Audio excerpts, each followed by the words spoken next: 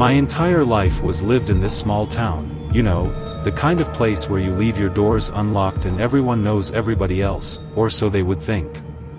Pumpkin porches would sit with the crispness of fall air, Halloween decorations would start to go up as soon as the leaves turn. But there was one house on our street nobody spoke of. Just an old, run-down place at the very end that had been abandoned for as long as I could remember. Overgrown bushes swallowed the front yard and the paint on the house had long since peeled away, revealing weathered gray wood underneath. For years, kids would dare each other to run up and touch the door on Halloween. It became a sort of local rite of passage. Most would do it, only to come sprinting back, giggling nervously. But none of us ever expected anyone to live there. Until someone did. It was late October when I first noticed signs of life. I had been walking back home from the grocery store one evening, the sky already dimming to that orange-pink of sunset, when I saw a moving truck parked outside the old house. A man stood next to it talking to the driver. He was older, perhaps in his late 50s or early 60s, dressed in a brown coat and a wide-brimmed hat that cast a shadow over his face. I slowed down, faking that I was looking at my phone, all the while glancing in his direction. Who'd want to live there after all these years? The town wasn't big, and word usually spread fast when someone new moved in. But I hadn't heard a thing about him. No one had. The next day, I walked by again. The moving truck was gone, but a car sat in the driveway belonging to him. It was an old station wagon, the type you seldom saw anymore. The curtains in the windows were drawn tight, and no hint of life was seen coming from inside. That night, as I sat in my living room, I couldn't shake the feeling that something was off. Who was this man? Why that of all houses was the one he had chosen, I don't know. The next day, I asked around, starting with my neighbor Mrs. Jenkins. She had been here longer than me and seemed to know something about everybody. "Oh, that old house," she said, shaking her head. "Strange, isn't it? After all these years. And right before Halloween, too. Almost like some kind of bad omen." I laughed it off, but something in her voice sent a little quiver down my spine. And then the pumpkins started showing up. The pumpkins started showing up a few days later. At first, it was harmless enough. I mean, Halloween was just around the corner, and people were all decorating their yards. But these pumpkins were different. They weren't the bright, cheerful kind you'd carve with your kids. No, these were larger, darker, with thick, gnarled stems and rough, uneven surfaces. Almost like they were old. The first one showed up on the porch of the new neighbor's house. I was leaving for work early in the morning, and that's when I saw it, one big pumpkin, just sitting right in the middle of his front steps. It hadn't been there the night before. I thought nothing of it at first. Maybe he'd just bought it as part of the Halloween spirit. But then the next morning, there was another pumpkin. And this time, it wasn't on his porch. It was on mine. I frowned, standing there staring at it. I hadn't bought any pumpkins this year, and no one in the neighborhood was the type to drop off decorations as a gift. It sat there, large and lopsided, with that same strange uneven texture. Something about it made my skin crawl. I knocked on Mrs. Jenkins' door, asking her if she'd seen anything out of the ordinary. "No pumpkins on my porch," she said, a look of concern etched on her features. "But I did notice a few others on the street this morning. Looks like that new fella's been busy, huh?" Her tone was joking, but the undercurrent of unease was clear. By the end of the week, practically every house on the street had one of those weird pumpkins. They just showed up one night, out of nowhere. And no one knew where they were coming from. On Halloween night, things took an even stranger turn. I had planned on staying in, handing out candy to the trick-or-treaters, but as night fell, an eerie stillness was in the air. The hum of excited children running from door to door was not to be found. I looked out my window to find the street was empty, no displays turned on, no kids. It was wrong, but I couldn't tell you why. Maybe it was the pumpkins. Maybe it was the way the shadows stretched unnaturally long across the pavement as if the night itself had swallowed the town whole. That's when I saw him, the new neighbor. Just standing on the porch, watching. He didn't move, just was there so perfectly still, as if he was waiting for something. His face concealed beneath that same wide-brimmed hat, coat hanging heavily off of his frame. And then the first knock came. It wasn't from a trick-or-treater. It wasn't from Mrs. Jenkins. It was from my back door, the one that opened onto the yard. My heart skipped a beat. Who would be knocking on the back door on Halloween night? I wavered for a moment, but something made me go and take a look. The knock came again, this time louder. I slowly opened the door, the cool night air swooshing in. But nobody was there. Just another pumpkin, sitting in the middle of the back step. This one had been carved. I stared at the carved pumpkin on my back step, the chill of night swirling around me. It was the kind of face that you'd find on no normal jack-o'-lantern, neither playful nor friendly.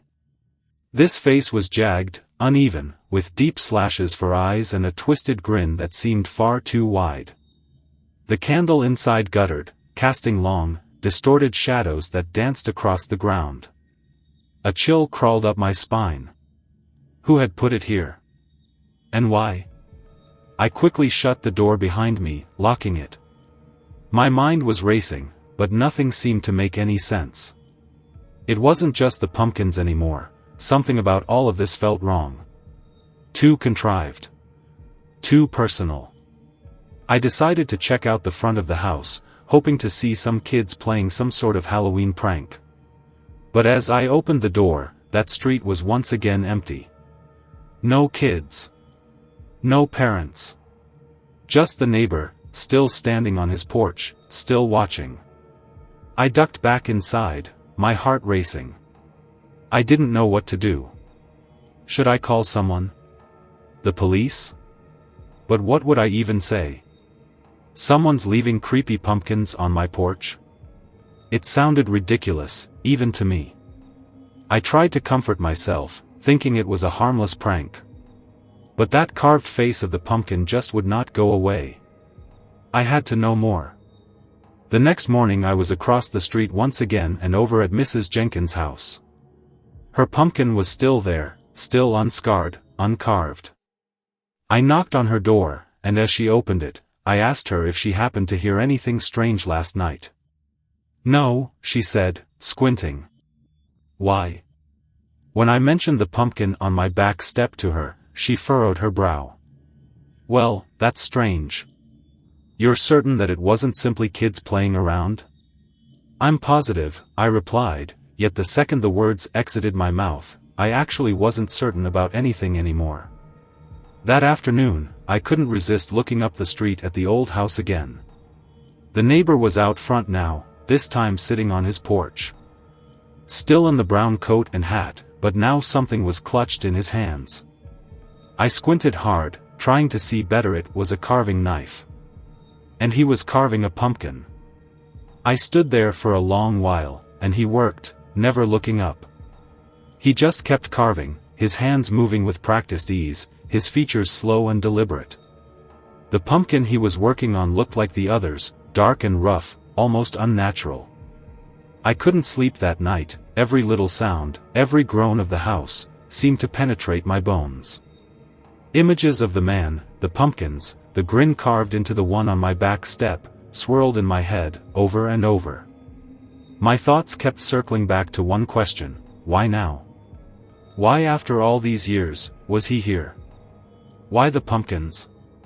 I was starting to drift off when I heard it. A knock. My eyes shot open, my heart pounding in my chest. It wasn't at the front door. It was at the back again. I made myself get out of bed, creeping as quietly as possible down the stairs. The house was dark, the only light given off by the faint glow of the moon through the panes. I reached the kitchen, my hand shaking as I unlocked the back door.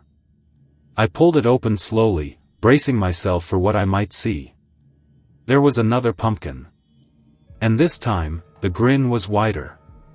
It sat on the step, its gruesome grin spreading wider now, jagged edges of its cut-out mouth almost seeming to jeer.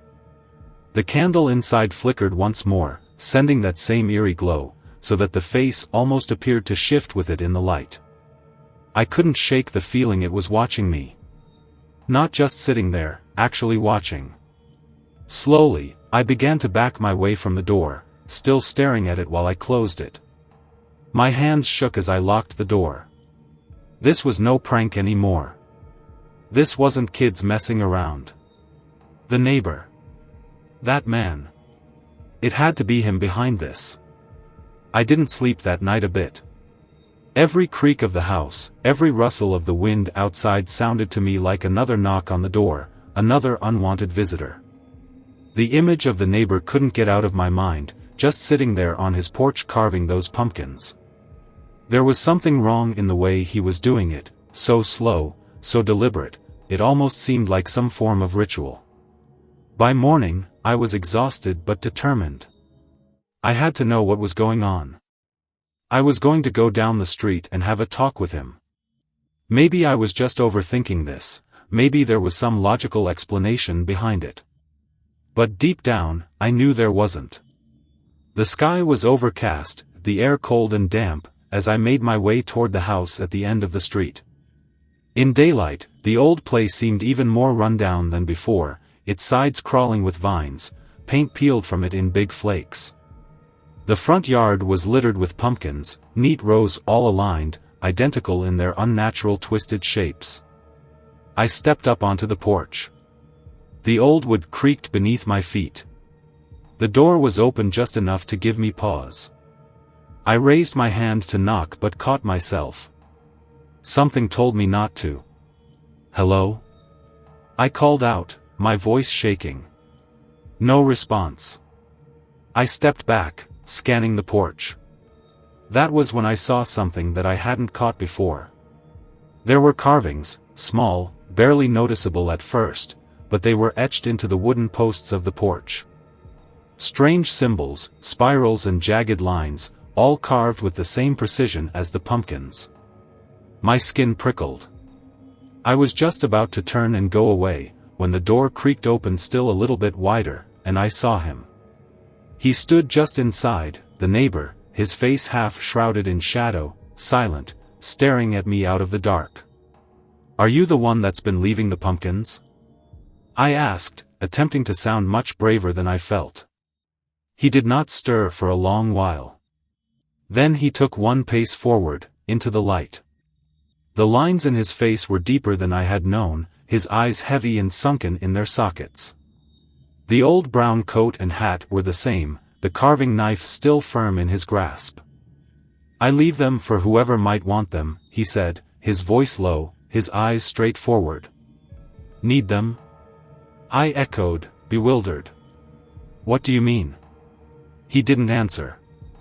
He just nodded toward the pumpkins in his yard. "You'll see. Soon enough." I didn't know what to say. My mouth was dry, and my pulse was racing. I took a step back, my eyes veering toward the rows of pumpkins. They all seemed to be staring at me in return, their faces as twisted and unnerving in daylight as they had been in the darkness. "I don't want any more pumpkins," I said, trying my best to keep my voice steady. "Just stop leaving them at my house." He tossed his head to the side, his eyes slitted. "It's not up to me." Before I could say another word, he'd whirled around and disappeared back inside, the door closing with a soft thud behind him. I just stood there for a second, frozen, trying to process what had just happened. What did he mean it wasn't up to him? Who or what was controlling this? That evening, I sat beside the window, no more than a spectator of his house from across the street. The road was quiet once again, with absolutely no signs of any trick-or-treaters to be seen or heard. And then, at a little past midnight, I saw him. The neighbor came out of his house and had another pumpkin with him. But this time, he wasn't walking toward my house. He was crosswalked to Mrs. Jenkins. My stomach dropped, and I knew I had to do something. I couldn't just sit around and let him continue with whatever this was. I snatched up my coat and ran out the door down the street toward Mrs. Jenkins. But by the time I got to her house, it was too late. There was already a pumpkin on her porch. And just like the one on my back step, it was grinning. I stood there, staring at the pumpkin on Mrs. Jenkins' porch, while my heart was pounding in my chest. It wore that same grotesque grin, the wide-jugged mouth seeming too big for its face. The candle inside fluttered, casting eerie shadows upon the porch steps. I felt a familiar chill creep up my spine. I ran up to her door without thinking and knocked, harder than I meant to. I had to know if she had seen him, if she had seen the neighbor leave the pumpkin. Nobody answered, and so I knocked again, my knuckles slapping a little harder against the wood. "Mrs. Jenkins?" I called out in a shaking voice. "It's me, from down the street." Still no answer. My stomach twisted with the sudden surge of dread. Mrs. Jenkins was always home, especially at this hour. She was that sort that never missed a trick-or-treater and left her porch light on until the last kid was done. But tonight her house was dark, and sitting on her porch was that grinning pumpkin. Another moment of hesitation later, I tried the doorknob. It was locked, of course, and part of me was relieved. I didn't quite know what I hoped to find inside, though a little voice whispered I didn't want to know. I stepped back. The neighbor's house came into vision. His porch was deserted, nothing to show he had ever been there. It was as though he had disappeared just like that. For some time, I stood, almost indecisive, between knocking again and leaving. I finally turned and made my way back toward my own house. My mind racing, I thought about everything. Why Mrs. Jenkins? Why target our street? And what did he mean when he said the pumpkins were for those that needed them? Once I got home, I couldn't stop pacing.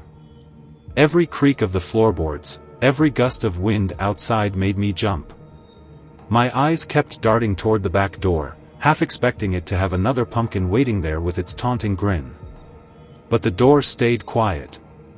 I tried sleeping, but my mind wouldn't let me. By 2 a.m., I gave up and went downstairs for a drink of water. I passed the window in the living room, when something caught my eye, a figure, across the street. It was him. He was standing in front of my house, just like before, watching. His silhouette was dark, still, and under the dimly glowing street lamp, I could hardly see his features. Yet, I knew this was him. His coat, his hat, the way he so much as stood still, all these sent a wave of fear through me. I spun from the window, my heart pounding in my ears. He couldn't have known I'd been watching. But as I took a step toward the kitchen, something else stopped me. A faint noise like footsteps came from the back of the house. I went still and listened. The footsteps were slow and heavy, and they were getting closer. My breath caught as I turned toward the back door. The knob shook a little, as though he were trying to open the latch from the outside. My blood turned cold. For an instant, I stood there, literally frozen in fear. Then, as suddenly as it began, the noise stopped. The house was silent again, but the fear remained, hanging in the air like a thick fog. I waited a few minutes, then forced myself to get up and move.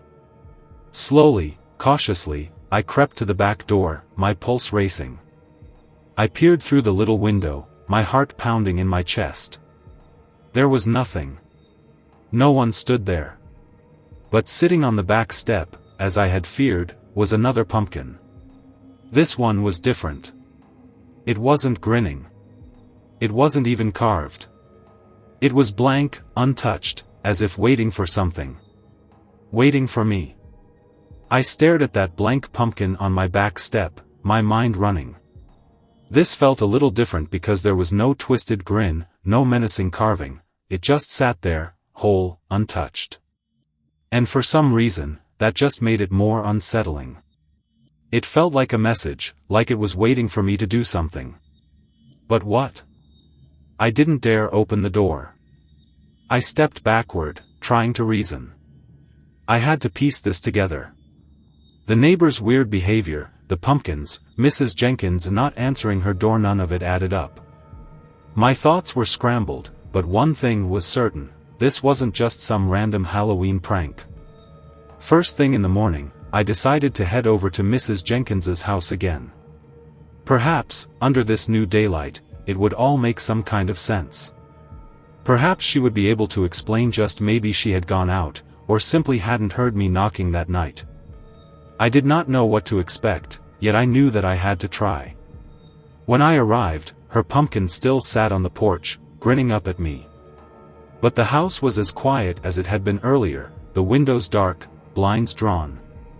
I knocked first softly, then harder after there was no response. Nothing. I turned to my phone, considering whom to call, when that gnawing feeling in the back of my head told me to stop. What if she was okay, and I was just overreacting? What if it was all in my head? But a feeling wouldn't leave my head that something was very, very wrong. I turned in the direction of my neighbor's house. His yard pumpkins seemed to stare back at me, all identical, with their weird, scaly texture. Of him, there was no sign. His house appeared as empty as it had when I'd passed the previous night. I decided to take a closer look. The prickling sensation crawled up my spine as I crossed the street, just like it did every time I got within a block of his house. I stopped at the edge of his lawn, glancing around. Nothing moved. The air was still. Almost unnaturally so. I slowly walked to the front porch. The pumpkins sat in neat rows, some carved and some blank, like the one on my back step. Each and every one of them seemed to radiate a cold, dead energy, as though they did not belong here. As though they came from somewhere else. I scanned the porch. I was half expecting him to be standing there again, watching me from within the shadows. The porch was empty, and the door shut tight. I hesitated, not knowing what to do next. Then, turning to leave, I saw something strange. There, next to the front steps, half concealed by a drift of fallen leaves, lay a small, weathered notebook. It showed only a little, edges of the pages yellowed by age. I crouched down, brushing the leaves away, and picked it up. The cover was faded, but on the front, in very spidery handwriting, were scrawled the initials, TC. I opened it, curiosity getting the better of me. The pages were covered in neat, cramped writing. In places, the ink had bled, but most of it remained readably clear. Scanning over the first few entries, a chill realization suddenly dawned on me. It wasn't a notebook. It was a journal. And it belonged to the neighbor. The entries were dated, some going back years, decades, even. He had written about his life, his relocation to this town, the pumpkins. And something else. Something darker. I kept reading, my hands shaking, as the words began to sink in. The pumpkins were part of a ritual. He wrote about the harvest and the chosen. About how every few years, the pumpkins had to be given to those in the town to keep them safe. He mentioned strange symbols on the porch and how they were tied in with the pumpkins, how they marked those who were chosen. And then, toward the end, there was an entry about Mrs. Jenkins. I felt my breath catch as I read his words. He'd been watching her for weeks, waiting for the right time. The pumpkins he left weren't random. They were deliberate. And once a pumpkin was placed on someone's porch, it meant they had been chosen. I slammed the journal shut, feeling my heart pound. Mrs. Jenkins had been chosen. And now, so had I. I looked down at the blank pumpkin still sitting on my back step. It wasn't just a harmless decoration. It was a warning. And I was running out of time. My hands were shaking while I stuffed the journal into my coat pocket, making sense of it all, word by word. The neighbor wasn't just some kind of eccentric old man, there was something much more sinister at play here, and the pumpkins, the carvings, the symbols, the chosen, all belonged to that. But why Mrs. Jenkins? Why me? I had hastened to my house, and with every step felt the weight of the journal in my pocket heavier and heavier. As soon as I was inside, I locked the door behind me and sat down at the kitchen table, pulling the journal out once more. I did need to read on, to comprehend what was the neighbors doing, and most importantly how to stop it. The entries became increasingly unsettling as I read. He referred to the pumpkins being part of some tradition from a long, long time ago, something passed down through generations. He spoke several times about the harvest and how it kept the town safe from worse things. But what those worse things were, he didn't explain. The deeper into the journal I got, the more I realized how detailed he had been. The pumpkins hadn't been arbitrarily chosen, rather, he watched people and studied them. In his mind, giving some people the pumpkins was a way of offering them up, part of the ritual of the sacrifice. He wasn't harming anyone in his mind, really. What he was doing was protecting the town from something that was never clearly defined but always there, always lurking. And then, there was an entry that stopped me cold. October 27th, he's next. The one on the corner. His time is coming. He will receive the final pumpkin soon. After that, the harvest will be complete. My heart sank. The one on the corner, that was me. He was talking about me. The blank pumpkin wasn't just a sign of being chosen, that was the last step before something happened. But what? What did he mean by the final pumpkin? I looked out the window at the pumpkin still sitting on my back step. Its blank, uncarved surface seemed more sinister now. My mind was a jumble. I knew I had to do something. I had to warn Mrs. Jenkins. I had to know what this harvest really was and how I could stop it. I took my coat again and headed out, this time decided to be certain that Mrs. Jenkins was all right. Pumpkins which lined the neighbor's porch appeared to watch me pass, each one with that same unsettling, twisted look. I quickened my pace past them, not daring to stop to too closely look at each one. Everything felt different when I came to Mrs. Jenkins' house. Everything was quiet, still too still. Her pumpkin grinned at me from the porch, the candle inside flickering faintly. I knocked louder on the door this time. Mrs. Jenkins? It's me. Are you there? No answer. My hand hovered over the doorknob, and I tried it after a moment's hesitation. To my surprise this time, it wasn't locked. With a slow creaking, the door opened, and I stepped inside. Mrs. Jenkins? I called out, my voice resounding throughout the darkened hallway. The chill within the house was cold, and the scent of old wood and dust permeated. I walked deeper inside, my heart began to pound. There was no sign of her, but everything seemed off. It was as if the house had been abandoned for days, despite my knowledge that she had been home the previous day. I froze as I entered the living room. Sitting in the middle of the floor was another pumpkin, this one freshly carved, its grin even wider than the other two. The smell of pumpkin guts still lingered through the air, and next to it, laying upon the floor, was Mrs. Jenkins' favorite shawl, crumpled to the ground as if she had just dropped it in a hurry. She was gone, and a sudden panic surged through my body. My mind was racing as I tried to figure out the next thing to do. The neighbor, he had to have something to do with it. He had been watching her, waiting, the same way he's been watching me. I didn't know where to go, whom to turn to. Everything was wrong. The town, the pumpkins, the neighbor, they all were pieces of some weird puzzle I didn't want to solve. I was crossing the street back to my house when I felt eyes on me. Turning, I saw the neighbor standing on his porch, wide-brimmed hat casting a long shadow over his face. He was staring at me, which was nothing new in itself. But this time, something hung different in his gaze. It was almost expectant. I didn't stop. I didn't want to confront him, not yet. I needed to figure out what the final pumpkin meant. I needed to understand what was coming next. And I needed to do it fast. Because the harvest wasn't over. And now, it was my turn. I slammed my door shut behind me, my mind racing, my panic clawed at my thoughts. The neighbor knew I'd been reading his journal, I was sure of it now. The way he stood there, watching me, it wasn't just suspicion anymore. He was waiting. Waiting for me to make the next move.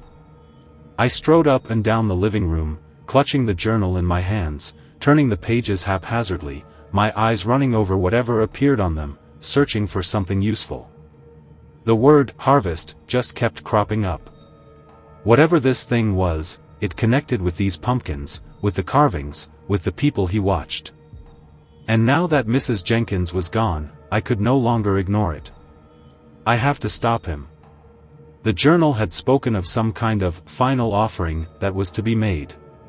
It spoke of the harvest being a must to keep the town safe, of how something far, far worse would happen if it did not. But the entries grew more erratic the closer I got to the end. It was as if the neighbor's mind had begun to unravel while he'd written. His words became paranoid, frenzied, even, as if he was afraid of something closing in on him. October 28th, the final pumpkin must be carved. The offering will be complete, and the town will be spared for another year. The chosen one will understand. They always do. The chosen one. I was it now, just like Mrs. Jenkins had been. That blank pumpkin on my porch, that was a sign, the final warning. But why me? Why her? What did any of this have to do with us? I couldn't just sit here and wait for whatever was coming. I had to confront him. I had to find out what he was planning, and I had to stop it before it was too late. I pulled my coat back on, tucked the journal into my pocket, and headed outside once more. The sky had dulled to a flat gray, the sun was hidden behind thick clouds that seemed to weigh upon the town. The air was heavy, too, as if it waited for something. I crossed the street, my gaze fixed on the neighbor's house. The pumpkins lined his yard, their carved faces grinning at me with twisted, jagged mouths. I could feel their eyes on me, watching my every move. As I reached the porch, I hesitated. The front door was closed, but I could see a faint glow coming from inside. A flicker of candlelight, just like the pumpkins. I lifted my hand to knock, but before I could, the door creaked open. The neighbor stepped forward, his wide-brimmed hat casting that familiar shadow over his face, his brown coat loose upon his thin frame. He didn't say a word. He merely stepped aside, silently inviting me in. I swallowed hard, my heart racing, but I stepped through the door.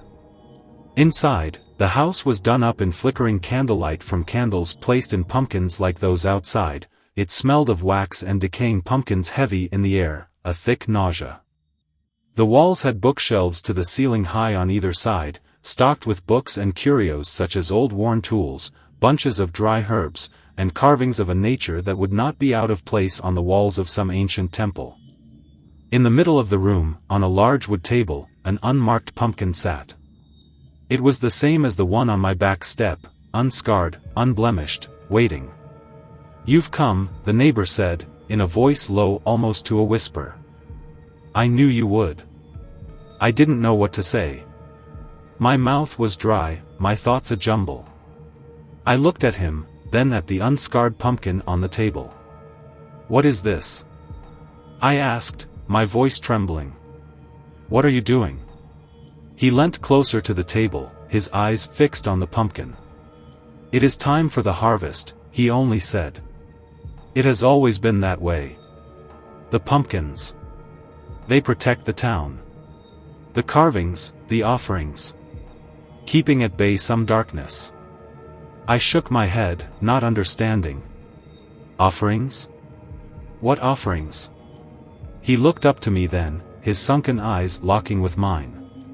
"The chosen ones," he whispered. "The pumpkins mark those who are to be part of the ritual. Without them, the harvest cannot be completed." My heart was thumping in my chest. "What happens to the chosen ones?" I asked in a near whisper. The neighbor did nothing immediately to indicate that he'd heard. Instead, he sauntered over to the table and picked up a carving knife, the candlelight making the blade glint. "They are offered to the harvest," he said matter-of-factly, as though it were the most normal thing in the world. "They become part of the pumpkins. Part of the ritual. It's the only way to keep the town safe." I took a step back, the weight of his words sinking in. You're sacrificing people?" I stammered. "Mrs. Jenkins dash. She was chosen," he interrupted. His voice still had the ring of calm, yet beneath the surface, it was a little darker. "Just as you have been." I couldn't believe what I was hearing. This man, this neighbor who had moved in without anyone noticing, who had been quietly watching the street, he was behind everything. The disappearances, the pumpkins, the ritual. And now he was going to make me a part of it.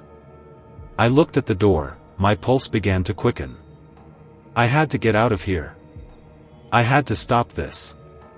But before I could move, he spoke again. "The final pumpkin is for you," he said, his voice growing more insistent. "You must carve it. Only then will the harvest be complete." I stared at the blank pumpkin on the table in front of me, my hands shaking. I had no idea what to do. I had no idea how to stop him. But one thing was clear, I wasn't going to allow him to finish this ritual. Not without a fight. I breathed shallowly, my eyes set on the pumpkin, the blank skin seeming to mock me. The neighbor stood wordlessly opposite to me, clutching the carving knife, his eyes obscured by the brim of his hat. His presence seemed to weigh oppressively in the room, candlelight danced upon the walls in macabre waves. And I just could not shake this feeling that this was something more than ritual. It was darker, more ancient. The journal had merely hinted at it, but here, with that final pumpkin waiting to be carved out, I knew this was more than keeping the town safe. It was about control. It was about power. And it was about fear. I stepped back, my mind racing. "I'm not carving anything," I said, my voice firmer than I felt. "You must be insane if you think I am going along with this." The neighbor cocked his head to one side, the knife glinting in his hand.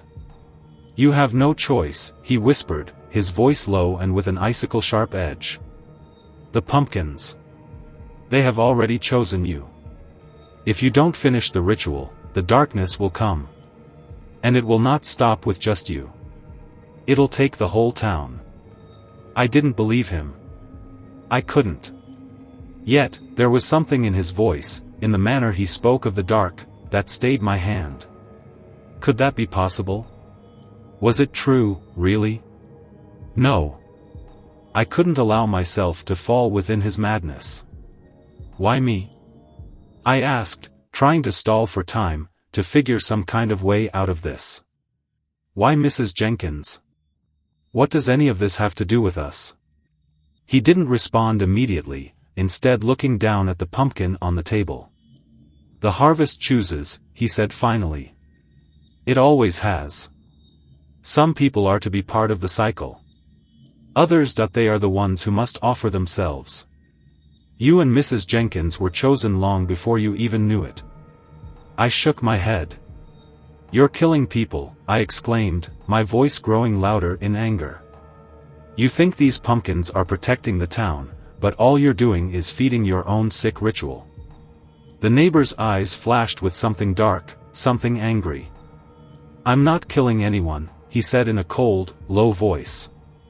"I'm saving them. The town has survived because of this ritual, because of the harvest. Without it, everything would be consumed by darkness." His words sent a chill down my spine, but I just couldn't let him keep in control. I had to get out of here, had to stop him from completing whatever twisted ritual he'd planned. But then he stepped toward me, the knife still in his hand, his movements slow and deliberate. "You can't outrun it," he whispered. "The harvest is coming. The pumpkins will take you, just like they took all the rest. And once it's done, you'll be one with them. Forever." My heart was racing in my chest, and I knew I had to do something, and fast. Instantly, my gaze darted to the door, fully aware I would never be able to get out in time past him. The journal was still tucked in my pocket, its weight pressing against me like a reminder of all I had uncovered. And then I remembered something I'd read in one of the last entries. The carvings. The symbols etched into the pumpkins and the porch posts. They weren't just decorations. They were part of the ritual. The carvings controlled the harvest. It was a long shot, but I had no other options. I needed to disrupt the ritual before it could be completed. In one swift motion, I threw myself forward and clutched the blank pumpkin from the table. The neighbor reacted fast, but I was quicker. I slammed the pumpkin to the floor, it burst into pieces. The candle inside went out, and for a second, the room was deadly silent. The neighbor froze, eyes bulging in disbelief. Anger twisted his face when he realized what I had done. "You've ruined it," he spat, his voice trembling in rage. "The harvest." I snatched the carving knife from his hand and made a run for the door. My heart was racing as I burst out of the house, onto the cool earth, hammering the dirt with my feet. I didn't slow down until I had reached my front porch, huffing, my mind reeling. I'd stopped him, for the moment. Still, I knew it wasn't over. The ritual was interrupted, but the harvest wasn't finished. I could feel it in the air, that same oppressive weight, that sense that something terrible was still lurking, waiting. And the pumpkins, they were still watching. I barely slept that night, for every sound, every creak of the house was magnified. It seemed the walls were alive and listening. One couldn't help but run through one's mind all that had happened: Mrs. Jenkins, the neighbor, the pumpkins, the ritual. Yet, even having smashed the final pumpkin myself, I knew something wasn't right. The air was heavy with a storm in its build-up, yet there wasn't a cloud in the sky, nor even the slightest hint of wind, heavy with just that choking silence. I felt a brief, sweet sense of relief as the sun finally came up. That didn't last. I went outside to look out at the street, and my heart fell. They were gone. Every last one of them was gone, as though they had never been there at all. There were no faces and twisted grins, nothing sat upon the porches where the pumpkins once had. They were gone in a way that made it seem like they had vanished into thin air. But a little voice in my head said they weren't really gone. I couldn't get the creepy sensation out of my head that they were still watching. Standing on my porch, staring at the neighbor's house, it looked abandoned once more, much as it had before he moved in. No signs of life, no lights, no pumpkins. But I knew better. He was still in there, still watching. Had to be. It was time to put an end to this, once and for all. My heart thumped in my chest as I crossed the street. His front door was open a crack, just like it had been that first time I went there. This time, however, I didn't falter. I pushed it open and stepped inside. The house was dark, heavy with the smell of rotten pumpkins.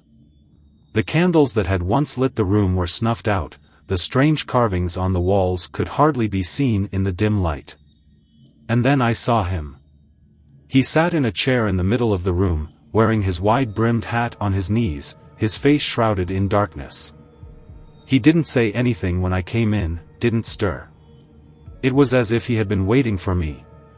"You think it's over, don't you?" he said in a soft voice, just above a whisper. I didn't say a thing.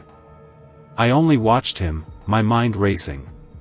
Finally, I said, my voice thick with the tremble. "It's over. The ritual is broken." He chuckled low in his throat, a sound that ran chills down my spine. "You don't understand," he said, glee dancing in his every word, his tone thick with malice. "The pumpkins, they were never the harvest. They were just the beginning. The real harvest is something much older. Much darker." My blood ran cold as his words sank in. The pumpkins, the carvings, the ritual, they were all part of something much larger, something I hadn't even begun to comprehend. Then I saw it. Through the darker corner of the room, something flickered that I hadn't seen before: huge, blackened pumpkin, its surface cracked and charred, its stem twisted to reach upwards, as if some withered hand was reaching for the ceiling. And carved into its surface were the same symbols I'd seen on the porch posts. I stepped back as my heart started to run.